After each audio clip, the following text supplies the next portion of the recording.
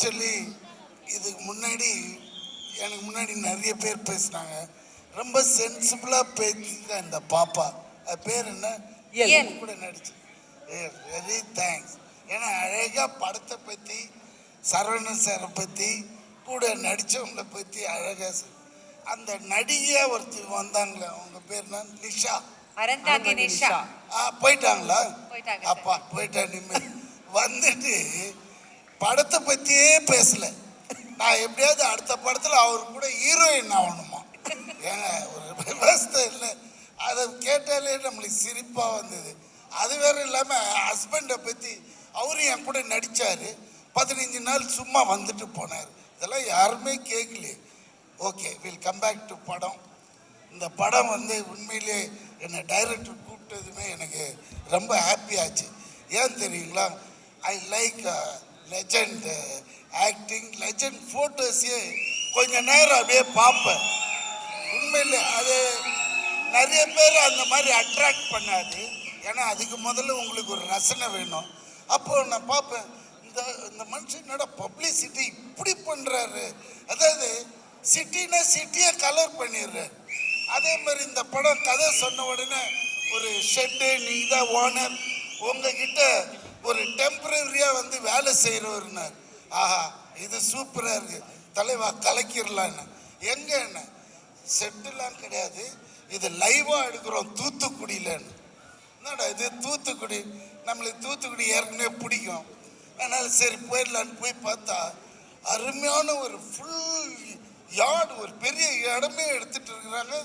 அப்படி பார்த்தா நம்ம தெலுங்கு படத்தில் தான் நிறைய செலவு பண்ணி எடுக்கிறேன். ஏன்னா நான் அந்த டயத்தில் பிரபாஸ் படம் பண்ணிட்டு இருந்தேன். அதுதான் ரொம்ப செலவுன்னு பார்த்தா இங்கே உண்மையிலேயே டைரக்டர் ஏகப்பட்ட ரியாலிட்டிக்காக நிறைய செலவு பண்ணுறாங்க. அப்போ தான் கேட்டேன், சார் இந்த அளவுக்கு இந்த படம் பிஸ்னஸ் இல்லை பிரதர், இது ஒரு வேறு லெவலுக்கு கொண்டு போகணுன்றதுக்காக உண்மையிலே hats off to the director.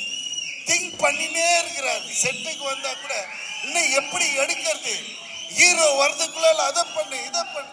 நம்மளுக்கு அது பார்த்தது ஒரு பரபரப்பாச்சு.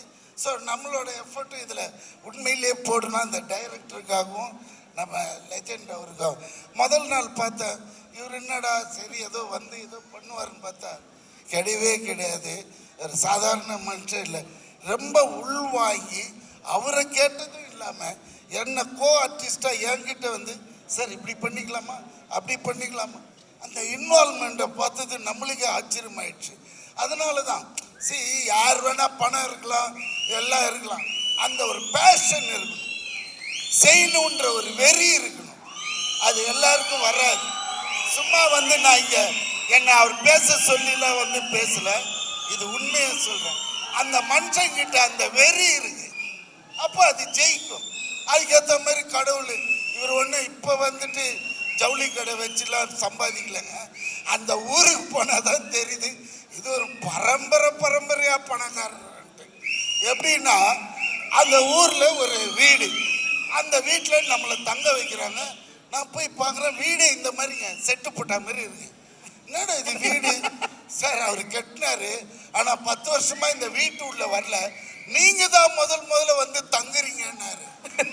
எனக்கு அப்படியே தலையெல்லாம் சுத்திடுச்சு. ஏன்னா இந்த மாதிரி வீடு. ஆனால் ஒண்ணுங்க, அந்த வீட்டில் அவரோட பெட்ரூம்ல அங்கே போய் படுத்துட்டு இப்படி பார்க்குறேன், ஒன்றும் புரியுது. ஆனால் அந்த வீட்டுக்குள்ள அவர் வாழற மாதிரியே கட் அவுட் வச்சிருக்கிறாங்க, சுற்றி சுற்றி சுற்றி எங்கே போனாலும் அவர் இருக்கிற மாதிரி இருக்குது. டைனிங் ஹால் போய் பார்க்குறேன், டைனிங் ஹாலில் ஒரு கட் அவுட், பாத்ரூம் போகிறேன் அங்கே ஒரு கட் அவுட்.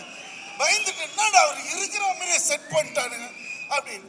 அதுக்கப்புறம் மறுநாள் அந்த வாட்ச்மேன் சொல்கிறாரு, எங்கள் ஐயா இது உள்ளே வந்ததே இல்லை, நீங்கள் வந்ததுனால அவர் இந்த வீட்டுக்கு வந்தார் இன்னைக்கு காலையில், ரொம்ப நன்றின்னார். என்னடா இதெல்லாம் உண்மையாக நடந்ததுங்க. நான் பெருசாக அப்போ இவர் வர்றாரு, மத்தியானம் ஷூட்டு. என்ன தெளிவா இந்த வீட்டுக்கு வந்ததே இல்லையா? ஆமாங்க வரவே இல்லை, வரட்டு.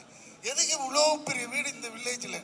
இது விஷயம் என்னடான்னா, முதல் தெரு கூட்டு போய் காமிக்கிறாரு, இவங்க தாத்தா அது ஏதோ 1926 கட்டியிருக்காரு, அதுவே பயங்கரமாக இருக்குது. சரிங்க, பக்கத்து தெருவாங்க எங்கள் அப்பா கட்டியிருக்காருண்ணா, அது பார்த்தா ஒரு 1956 மாடல், அதுவும் பழமழமழன்னு. அப்போ நான் கட்டணும் இல்லைங்க, அதுதான் 3வது தெருவில் நீங்கள் தங்கியிருக்கீங்களா அந்த வீடு. ஸோ ஒரு மனுஷன் தன்னை பதிச்சுக்கிறான் பாருங்க, அதுதான் ரொம்ப இம்பார்ட்டன்ட். சும்மா வந்தோம் பேசணும் தின்னோம் போனோம்னு இல்லாமல் ஒரு சாதனை இப்படி பண்ணணும், இதையும் பண்ணணும், அதோட எடுத்துன்னு படுத்து மூடிக்கலாம். நம்ம கேட்குறியா இல்லையா? நீ எல்லாம் உனக்கு தான் சொல்றேன். அது மாதிரி ஒரு சாதனையாளர்னா அது நம்ம லெஜெண்ட் தான். அதனால தான் வியாபாரத்துலேயும் பெருசாக இருக்காரு. அதான் லீடர், வெரி குட், நல்ல டைட்டில். உண்மையிலேயே இந்த படம் பெரிய வெற்றி படமாகவும், அதே மாதிரி ஜிப்ரான் கலக்கிறார் மியூசிக்கில். எப்படி இருந்தாலும் ஒரு படத்தில் ஒரு ஹிட்டு சாங் எப்படியா கொடுத்துடணுன்ட்டு ட்ரை பண்ணுவார். ஆனால் இந்த படத்தில் எனக்கு தெரிஞ்சு 2-3 சாங் நல்லா இருக்கு, நல்லா என்ஜாய் பண்ணுவீங்க. அண்ட் படமும் ரொம்ப டிஃப்ரெண்ட்டாக இருக்கும். நம்ம ஹீரோயின்ஸே கிடையாது இப்போ இருக்கிற நிலைமையில், அதில் இவர் கலக்கிறாரு. இது பெரிய, எனக்கு தெரிஞ்ச ஒரு 500-600 கோடி கலெக்ட் பண்ணணும்னு நினைக்கிறேன். ஏன்னா அதான் இது நீங்கள் பார்த்தாலே போகிறோம். இது இல்லாமல் மற்ற லாங்குவேஜில் எல்லாம், தெலுங்குலலாம் அவருக்கு பெரிய ஓப்பனிங் இருக்குது. ஸோ தெலுங்கும் பிச்சுக்குச்சின்னா ஒரு 1000 crores ஆகிடும்னு இவருக்கு சின்ன போடுறது பெரிய ஃபிகராக போடுவோமேன்ட்டான். Okay, happy good night, thank you sir, thank you heroine, bye bye bye bye by.